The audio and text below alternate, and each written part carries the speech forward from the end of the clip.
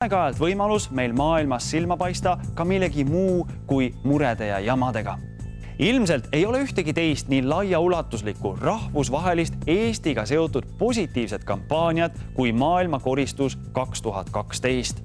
Äsja lõppenud globaalsetes talgutes osales 8 miljonit inimest 96 riigis. Täna näeme esimest korda enda silmaga, millise kuju võttis eestlaste algatatud kampaania mõnedes vägagi kaugetes paikades.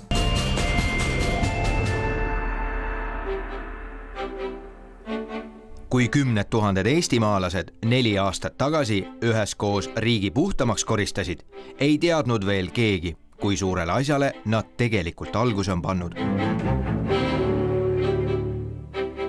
Viimase poole aasta jooksul on pea 8 miljonit inimest 96 erinevas riigis oma ümbruse puhtamaks küürinud. Ja seda kõike meie eeskujul.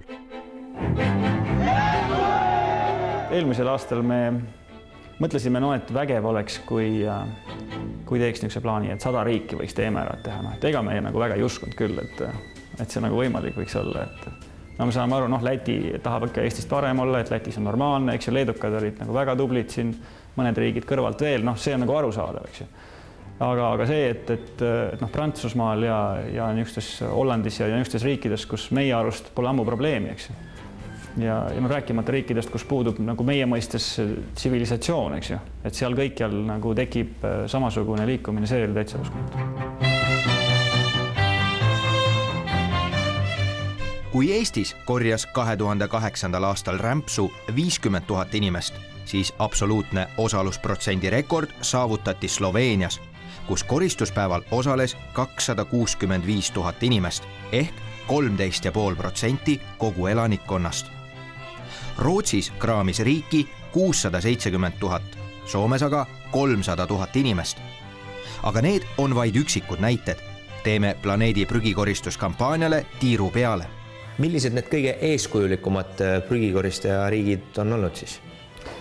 Kui numbrite järgi vaadata, siis kahtlemata selle aasta staar oli Bulgaaria, kus kohaliku televisiooni uudisteankur korraldas asja. Ja ta käis meil Tallinnas konverentsil jaanuaris, vaatas, kuidas asi käib, silmad särasid, läks koju, sõitsid oma tiimiga läbi vallad, tegi tihtipeale uudistes sellest ise juttu ja korraldasid pilootkoristuse pealinnas Sofias 40 000 inimest tuli koristama. Siis sellest said innustust, üleriigilisel koristuspäeval osales 320 000 inimest. Portugaallased kui väga uhke rahvas. Nad tegid nii, et ütlesid, et meie koristuspäev on selline, kus mitte ühtegi eurot me ühegi ettevõtte käest ei taha. Ja nad korraldasid koristuspäeva täiesti tasuta. Ja kokkuvõttes see oli märtsikuus toimus koristuspäev, vihma sadas, president oli oma naise ja lastega päev otsa samamoodi nagu teisedki seal lagas. 100 000 inimest koristas Portugali. Brasiilia mõtteviis oli selline, et nende riik on liiga suur, et nad riiki ei saa korraga koristada ja see mõtteviisi muutus on liiga suur. Siis seal on toimunud igas suuremas linnas, kus on üle miljoni inimesi elab. On toimunud niisugused linnakoristuskampaaniad. Moldaavia näide näiteks, kus 2 tüdrukut, nad olid 20-21 aastased, tulid vaatama Rumeenia koristuspäeva, vaatasid, kuidas see korraldamine käib, ütlesid nii, me teeme järgi. Moldaavias, kus vabatahtlik tegevus oli põlastusväärne enne seda, kus ainsad vabatahtlikud olid Austriast tulnud turistid, kes siis kirikuid korrastasid ja tegid asju. 160 000 inimest Moldaaviast tuli välja. Ühed kõige vägevamad kogemused, mis mul on näiteks Ghanast, kus Ghana keskkonnaminister pidas niisuguse emotsionaalse kõne meile, et mul oli kohe kahju, et Eestis ei ole niisugust ministrit, et sa tõesti istud nagu teatris. Et neil on väga hea eneseväljendusoskus, neil on suhteliselt tugevad juured on ka loodusega ja see kokku pandud niisuguse hea inglise keelega, mida neile siis kolonialistid on õpetanud, see tekitab väga vapustava asja. Palju siis Ghanas inimesi välja tuli? Koristuspäevadega Ghanas meil võiks praegu parem olla, aga näiteks Nigeerias Lagoses nüüd tuleb juba teine koristuspäev, kus nad on tõsiselt ette võtnud ja kohalikud võimud on ka nagu selles mõttes huvitava olukorra tekitanud, et nad on nagu meie mõttes nagu reisisaatjateks võtnud siis naisterahvad, kes nagu tänavaid koristavad, et nad nagu püüavad sellist seda oomamatut laga, mis ikkagi Aafrikas on tekkinud peale plasti leiutamist, nagu tõesti tõsiselt ikkagi piirata.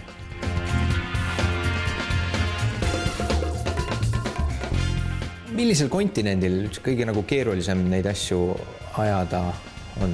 Aasias. Ja üldse mitte sellepärast, et seal prügi rohkem oleks. Küsimus selles, et füüsiline laga vedelemine tänavatel tavaliselt taandub kohaliku taseme korruptsioonile.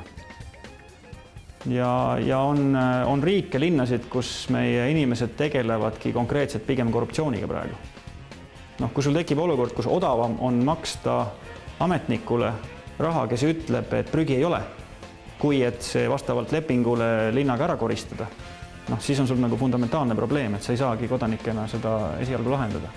Selline mõttetalgute formaat ja mõttetalgutest saadud inspiratsioon on see, mis nendes riikides praegu nagu vajalik on.